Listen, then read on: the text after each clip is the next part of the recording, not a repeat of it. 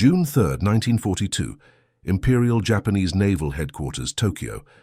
Admiral Isoroku Yamamoto stared at the strange metal container on his desk, a captured American Coca-Cola bottle that had been recovered from a downed bomber in the Pacific. The iconic curved glass felt oddly out of place amid the austere military surroundings. The Admiral was convinced that understanding America's cultural artifacts might reveal exploitable weaknesses in their war machine. Little did he know, this simple investigation would lead him to discover the true nature of the American war potential, a revelation that would shake his confidence to the core. Before we dive into this story, drop a quick hi in the comments and tell me where you're watching from. It really helps support the channel. This is the story of how a group of Japanese naval intelligence officers, seeking to understand their enemy through a peculiar investigation of American consumer products, would accidentally uncover the devastating truth about American industrial might, a revelation that would transform their understanding of the war they had started and the impossible odds they truly faced. Commander Takeo Yoshikawa wiped sweat from his brow as he entered the intelligence briefing room. The Hawaiian sun had bronzed his skin during his 18 months stationed at the Japanese consulate in Honolulu, where he had served as a spy before Pearl Harbor under the diplomatic cover name Tadashi Morimura. Now, back in Tokyo, his expertise on American culture had earned him a place on a special intelligence task force. "Commander Yoshikawa, thank you for joining us," said Rear Admiral Shigeru Fukudome, Chief of the Naval General Staff's First Bureau. "Your time observing Americans firsthand makes you uniquely qualified for this assignment." 6 naval officers sat around a large table covered with American products, packages of chewing gum, cigarettes, canned foods, and several bottles of Coca-Cola. The meeting seemed almost comical, high-ranking officers examining soft drinks while their nation fought a desperate war. "Gentlemen," began Admiral Fukudome, "we have intercepted significant quantities of American supply shipments. Among them, we consistently find this beverage." He held up a Coca-Cola bottle. "It appears to hold special importance to American fighting men.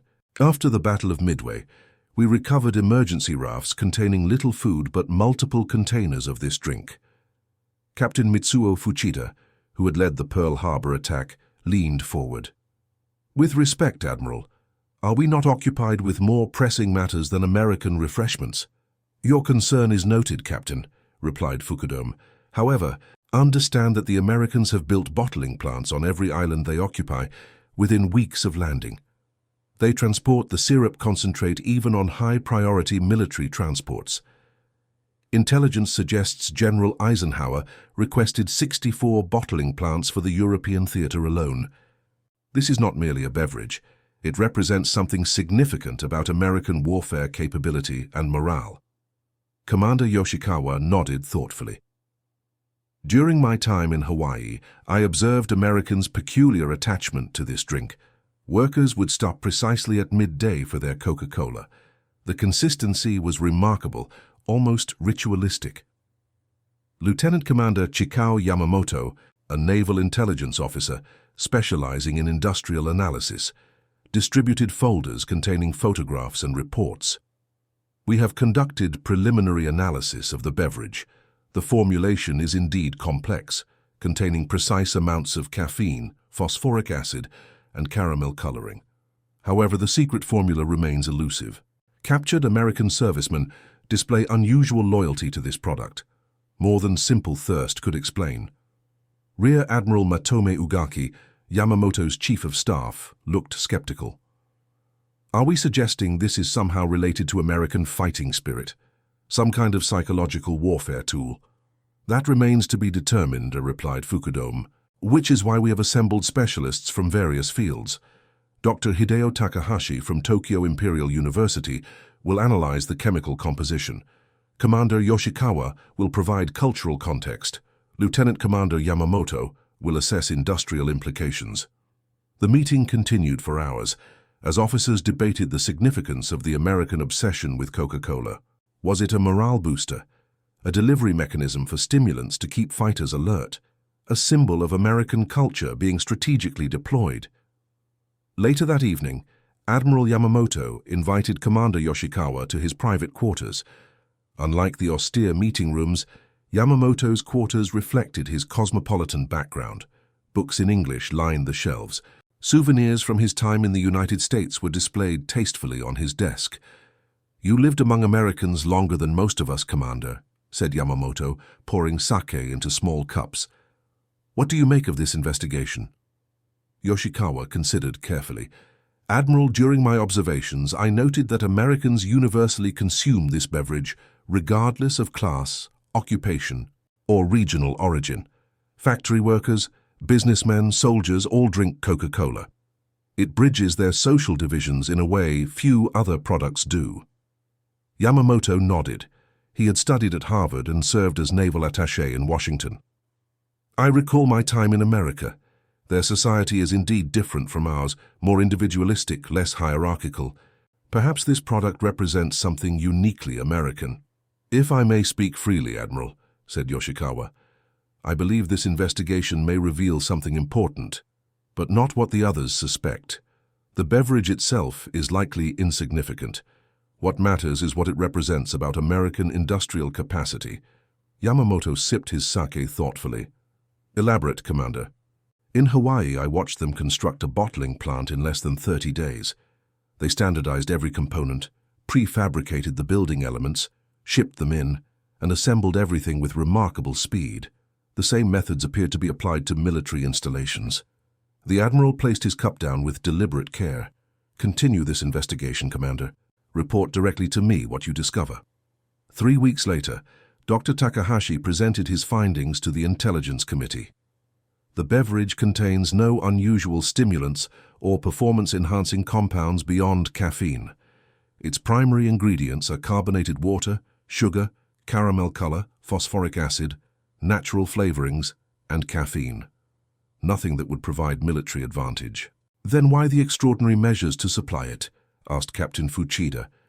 Lieutenant Commander Yamamoto cleared his throat. "My analysis suggests it may be a matter of industrial symbolism, Captain. The Coca-Cola Corporation maintains identical production standards worldwide. Every bottle, regardless of where it's produced, contains precisely the same product. This standardization principle appears throughout American manufacturing." Commander Yoshikawa nodded. "Americans take enormous pride in this consistency. During my observations, I heard them boast that a Coca-Cola tastes the same in Honolulu as in New York or Chicago. They value this predictability." Admiral Fukudome looked unconvinced.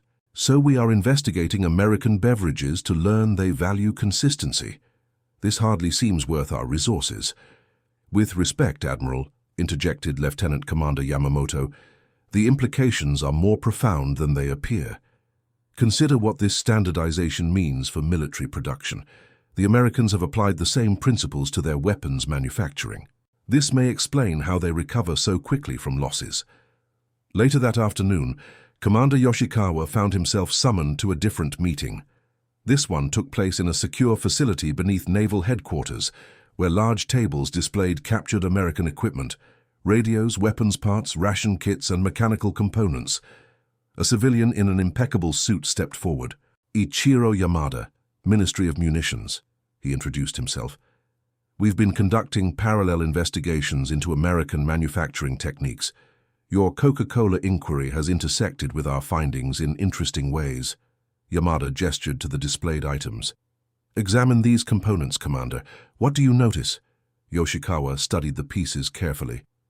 "They appear to be made from different materials than our equivalent parts, and the construction methods differ." "Precisely," said Yamada. "The Americans use standardized parts across multiple weapon systems. These identical bolts appear in their tanks, aircraft and naval guns, identical electrical components in their radios, radar systems and vehicle ignitions. Interchangeable parts," murmured Yoshikawa. "They've applied industrial standardization to their entire war machine." "Yes, but there's more," continued Yamada. "We've analyzed production dates on captured equipment. The Americans are replacing lost material at rates we calculated to be impossible. Their industrial output exceeds our highest estimates. The question is, how?" Over the following month, the investigation expanded. Yoshikawa found himself working with a team of industrial engineers, economists, and intelligence analysts. They examined everything from the construction of Coca-Cola bottling plants to the standardized nature of American ammunition. On August 10, 1942, Admiral Yamamoto received a comprehensive briefing. Commander Yoshikawa, Lieutenant Commander Yamamoto, and Ichiro Yamada presented their findings. "Admiral," began Yoshikawa, "what began as an inquiry into an American beverage has revealed something far more significant. The Americans have developed a manufacturing system unlike anything we have previously encountered." Lieutenant Commander Yamamoto spread photographs across the table. These show American factory floors.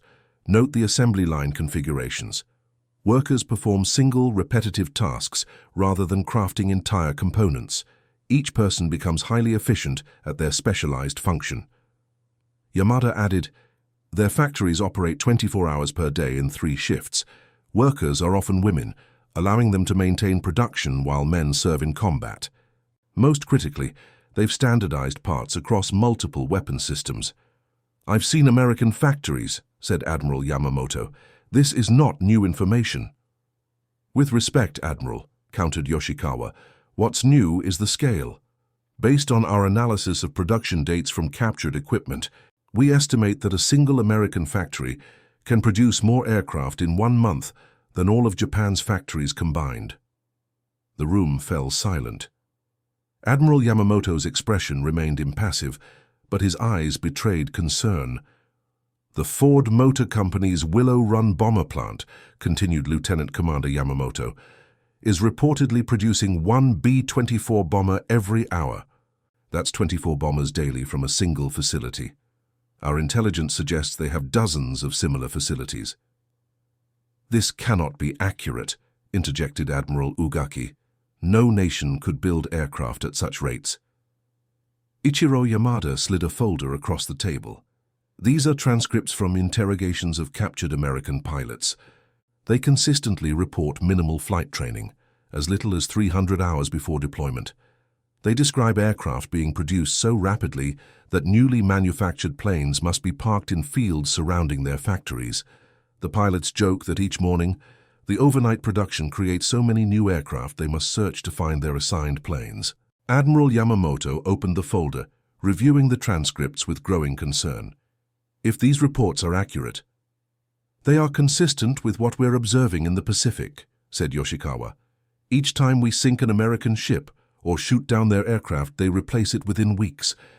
Their supply ships continue to arrive regardless of our submarine attacks." Lieutenant Commander Yamamoto unfurled a large chart. "This is our projection of comparative industrial output. In 1941, the United States produced 4,900 military aircraft. In 1942, they will produce 47,000. By 1944, we estimate they will produce 100,000 aircraft annually." "Impossible," whispered someone. "The Coca-Cola investigation provided our first insight," continued Yoshikawa. "Their ability to standardize production, to create identical products at multiple locations simultaneously, underpins their entire war effort. The beverage was merely the most visible application of principles they've applied to everything, from buttons on uniforms to engines in bombers." Admiral Yamamoto stood silently at the window for several long moments. Finally, he turned to face the room. "Gentlemen, what you are describing is not merely an industrial strategy. It is a fundamentally different approach to warfare. We have always believed that superior fighting spirit, training and quality would overcome material disadvantages. If your analysis is correct, we are facing an enemy that will simply bury us under an avalanche of production." For Commander Yoshikawa, the following months brought increasing anxiety as their projections proved accurate. American ships appeared in greater numbers. New aircraft models arrived at the front lines with alarming speed. Supply lines remained unbroken despite Japan's best efforts to sever them. In October 1942, Yoshikawa prepared a comprehensive report for Admiral Yamamoto. The document detailed American production capabilities across all military sectors: aircraft, ships, tanks, ammunition, and support equipment. The numbers were staggering, almost beyond comprehension. "The United States is currently producing a new merchant ship every day," Yoshikawa explained during his presentation to senior naval staff. "Their Liberty ship program, has reduced construction time from 244 days to 42 days per vessel. The SS Robert E. Peary was recently completed in 4 days and 15 hours. Admiral Ugaki shook his head in disbelief. No ship can be built in 4 days. The steel plates alone would require weeks to manufacture and shape. They've revolutionized the process, replied Yoshikawa. They build sections simultaneously in different locations, then assemble them like building blocks. They've replaced riveting with welding, reducing labor hours by 80%. Women with 6 weeks of training now perform work that previously required skilled craftsmen with years of experience. Admiral Yamamoto studied the production charts with growing concern. And our comparative output? Lieutenant Commander Yamamoto hesitated before responding. Japan currently produces approximately 1,200 aircraft per year. The United States will exceed that number every 2 weeks by 1943. The implications hung heavily in the air. Japan had begun the war with careful calculations of resource needs and production capabilities. Those calculations now appeared hopelessly optimistic. There's something else, Admiral, Yoshikawa continued. American standardization extends beyond manufacturing. Their training programs have been similarly industrialized. They produce pilots, navigators, and gunners through standardized training regimens. While their individual skills may not match our veterans, their sheer numbers will eventually overwhelm us. Admiral Yamamoto closed the report folder. What began with a curious investigation of Coca-Cola has led us to a most unwelcome truth. Gentlemen, we are not merely fighting the American military. We are fighting the entire American industrial system, a system we clearly underestimated. Later that evening, in his private quarters, Admiral Yamamoto confided in Commander Yoshikawa. I feared this before we began the war, he said quietly. During my time in America, I witnessed their industrial potential firsthand. I warned the Imperial General Staff that we could not win a prolonged conflict. Yet we attacked Pearl Harbor, observed Yoshikawa. Because we were left with impossible choices, replied Yamamoto. The oil embargo would have strangled our economy within months. We gambled on a short, decisive war that would force a negotiated peace. He sighed deeply. Now we face the consequences of awakening the American industrial giant. The investigation into American production capabilities continued throughout 1943 with increasingly alarming results. Commander Yoshikawa expanded his research to include analysis of American raw material consumption, labor utilization, and resource allocation. Their system operates on principles of mass production we have not fully implemented, he explained during one briefing. Where we craft each component with precision, they produce standardized parts in massive quantities, accepting minor quality variations that do not affect overall performance. Where we train craftsmen for years, they break tasks into simple steps that can be taught in weeks. In April 1943, a captured American supply officer provided additional insights during interrogation. Lieutenant James Howard had served as logistics coordinator for Pacific Fleet operations before his capture when his transport plane ditched near a Japanese-held island. The American treats Coca-Cola like its essential equipment, reported the interrogation officer. When questioned about supply priorities, he laughed and said, "Where Coca-Cola goes, America goes. When the boys see those bottles coming ashore, they know the full weight of America is behind them." Lieutenant Howard had explained the symbolic importance of the beverage. It's not about the drink itself, though God knows the boys love it. It's what it represents.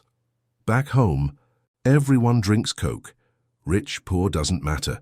When you're on some godforsaken island and they bring in a Coca-Cola bottling plant, you know America hasn't forgotten you. You're still connected to home. More significantly, Howard described American production in terms that confirmed the Japanese analysts' worst fears. We don't worry about losing ships or planes anymore. For every one that goes down, we've got 3 more coming off the line. The factories back home are running day and night. My brother works at Willow Run, says they've got bombers coming out like sausages. By mid-1943, the intelligence unit's focus shifted from understanding American production to calculating Japan's increasingly desperate position. The statistics told an unmistakable story. Japan's total annual steel production equaled just 2 months of American output. The entire Japanese aircraft industry produced fewer planes than a single American factory. Commander Yoshikawa presented these findings to Admiral Minachi Koga, who had succeeded Yamamoto after the latter's death in April 1943. The briefing took place in a bunker on Truk Atoll, reflecting the deteriorating strategic situation. The American industry has fully mobilized, Yoshikawa explained. Ford Motor Company alone produces more military equipment than all of Japan's manufacturing combined. General Motors manufactures 1/4 of all American military equipment. Their automobile factories converted to tank and aircraft production within months of Pearl Harbor. Admiral Koga studied the reports with a grim expression. How did we miscalculate so severely? We understood their potential capacity, replied Yoshikawa. What we failed to anticipate was how quickly they could convert civilian industries to military production, and how completely they would commit their economic resources to the war effort. Lieutenant Commander Yamamoto added, their standardization approach creates cascading advantages. Because their parts are interchangeable, they can cannibalize damaged equipment to repair others. Because their manufacturing processes are simplified, they can train new workers rapidly. Because their designs prioritize ease of production, they can increase output geometrically. Admiral Koga closed the folder. And our Coca-Cola investigation led us to this understanding? It provided the initial insight, Admiral, confirmed Yoshikawa. The beverage was merely the most visible example of American industrial philosophy. Their ability to produce identical bottles of Coca-Cola in factories across the globe revealed their approach to all manufacturing. They applied these same principles to building ships, aircraft, tanks, and ammunition. For Commander Yoshikawa, the most startling revelation came in January 1944, when intelligence reports detailed American production achievements for the previous year. The United States had produced over 86,000 aircraft in 1943 alone, more than Japan would build during the entire war. Their Fort Willow Run plant produced over 8,600 B-24 bombers last year. Yoshikawa reported to the increasingly demoralized intelligence staff. The plant covers over 3,500,000 square feet. 60% of the workers are women with no previous manufacturing experience. Captain Fuchida, who had been notably skeptical of the investigation's importance initially, now appeared deeply troubled. We speak of fighting to the last man, but what purpose will that serve against such production capacity? We cannot shoot down planes faster than they can build them. The stark reality transformed the Japanese High Command's strategic thinking. Admiral Takejiro Onishi, who had once advocated aggressive offensive operations, now proposed the desperate kamikaze strategy, using pilots as human guidance systems to maximize the effectiveness of increasingly outmatched Japanese forces. If each pilot can sink one ship, perhaps we can delay their advance, argued Onishi during a strategy conference in October 1944. We no longer have the luxury of conserving aircraft or pilots. We must extract maximum damage from every sortie. This grim calculus reflected the industrial reality that Commander Yoshikawa's investigation had uncovered. Japan could not match American production, so each Japanese attack needed to inflict disproportionate damage to maintain any hope of achieving a negotiated peace. By early 1945, the situation had become desperate. American bombing raids struck Japanese cities with increasing frequency and intensity. Naval blockades choked off essential raw materials. Factories struggled to maintain even minimal production as skilled workers were drafted into combat units. Commander Yoshikawa, now serving as an advisor to the Combined Fleet Headquarters, witnessed the consequences of the industrial disparity firsthand. Japanese pilots flew increasingly outdated aircraft against newer, more numerous American models. Fuel shortages kept many planes grounded, preventing pilots from receiving adequate training. Ammunition became so scarce that anti-aircraft gunners were ordered to fire only when certain of hitting their targets. In March 1945, Yoshikawa participated in a briefing for the Imperial General Staff. The mood was somber, the facts inescapable. American industrial output now exceeds the combined production of all other combatant nations, both Allied and Axis, he explained. They are producing 100,000 aircraft this year, 12 million tons of shipping, and 50,000 tanks.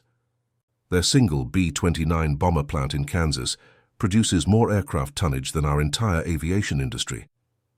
Vice Admiral Matome Ugaki, who had once dismissed the significance of the Coca-Cola investigation, now acknowledged its prophetic accuracy.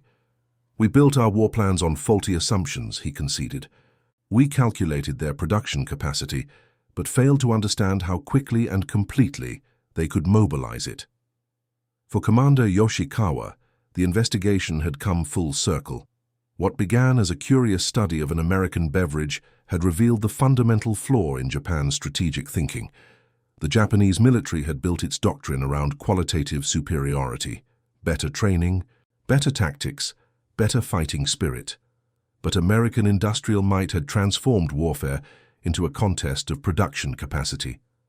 On August 10, 1945, Commander Yoshikawa sat in a reinforced bunker beneath Tokyo as B-29 bombers roared overhead. On his desk lay the final report of his 3-year investigation, a comprehensive analysis of American industrial capacity and its impact on the Pacific War. The report's conclusion was stark. The Japanese Empire began the war with approximately 10% of American industrial capacity. This disparity has widened as American production accelerated and Japanese factories suffered increasing damage from strategic bombing. At present, American monthly aircraft production exceeds Japan's annual capacity by a factor of 12. American shipbuilding replaces losses at 6 times the rate Japan can inflict them. No adjustment of tactics or strategy can overcome this fundamental material imbalance. As air raid sirens wailed outside, Yoshikawa reflected on the journey that had begun with a simple glass bottle. The Coca-Cola investigation had revealed America's true secret weapon, not a beverage, but an industrial philosophy that had transformed warfare itself. Mass production, standardization, and interchangeable parts had created an unstoppable arsenal that no amount of Japanese courage or sacrifice could overcome. 5 days later, Emperor Hirohito announced Japan's surrender. For Commander Yoshikawa, the broadcast brought a mixture of grief and vindication. The investigation that began with captured Coca-Cola bottles had accurately predicted the war's inevitable outcome. During the American occupation, Yoshikawa encountered an American intelligence officer who expressed interest in the Coca-Cola investigation. Over cups of the now ubiquitous beverage, Yoshikawa explained how their study had revealed the true nature of American industrial might. The American officer laughed. "You know what's ironic? During the war, Coca-Cola was declared an essential morale booster for troops. President Roosevelt ordered that the drink be made available to servicemen for 5 cents, regardless of cost or difficulty. The company was exempted from sugar rationing to maintain production. General Eisenhower requested those bottling plants you mentioned set up right behind the advancing front lines in Europe. So it was indeed important to your war effort," observed Yoshikawa. "Important for morale, sure," replied the American, "but what you discovered goes deeper. The Coca-Cola system, identical products made from centrally produced syrup, bottled locally using standardized equipment and processes, that's the American system in miniature. Henry Ford didn't just build cars. He created a production philosophy. We applied that philosophy to winning this war." Yoshikawa nodded thoughtfully. "We studied your beverage and discovered your true secret weapon, your factories." "Not just the factories," corrected the American. "The thinking behind them, standardization, mass production, interchangeable parts, breaking complex processes into simple, repeatable steps. That's how we built an air force from scratch in 3 years. That's how we replaced every ship lost at Pearl Harbor many times over." In later years, Yoshikawa would reflect on the investigation that had begun with such seeming triviality, yet revealed such profound truth. The humble Coca-Cola bottle, with its distinctive shape and globally consistent contents, had inadvertently demonstrated the principles that would transform modern warfare and ultimately determine the outcome of humanity's greatest conflict. The lessons were clear. Modern warfare had evolved beyond the courage of fighting men or the brilliance of commanders. Victory now belonged to nations that could outproduce their enemies, a reality that Japanese military planners steeped in traditions of Bushido and qualitative superiority, had fatally misunderstood. Perhaps most ironically, the principles that Yoshikawa had uncovered, standardization, mass production, simplified training, would form the foundation of Japan's post-war economic revival. The defeated nation would embrace American industrial methods, transforming itself into a manufacturing powerhouse that would eventually challenge American economic dominance. In 1965, 2 decades after the war's end, Coca-Cola officially entered the Japanese market. Yoshikawa, by then retired and working as a business consultant, attended the opening ceremony for the Tokyo bottling plant. As he watched the familiar bottles roll off the production line, identical to those he had studied during the war, he marveled at how completely his nation had adopted the industrial philosophy of their former enemy. The beverage that had once been studied as a curiosity by Japanese naval intelligence now symbolized Japan's embrace of American production methods. The secret weapon that had defeated Imperial Japan had become the foundation of its peaceful resurgence. In his memoirs, completed shortly before his death, Yoshikawa wrote, "We began by studying a sweet American drink, curious about its importance to enemy morale. We discovered instead the true nature of modern industrial warfare, a contest not primarily of courage or skill, but of production capacity. The American secret weapon was not their beverage, but their factories, not their fighting spirit, but their assembly lines. In understanding this too late, we sealed our nation's fate. In embracing these principles after defeat, we secured our nation's future. And that concludes our story. If you made it this far, please share your thoughts in the comments. What part of this historical account surprised you most? Don't forget to subscribe for more untold stories from World War II and check out the video on screen for another incredible tale from history. Until next time.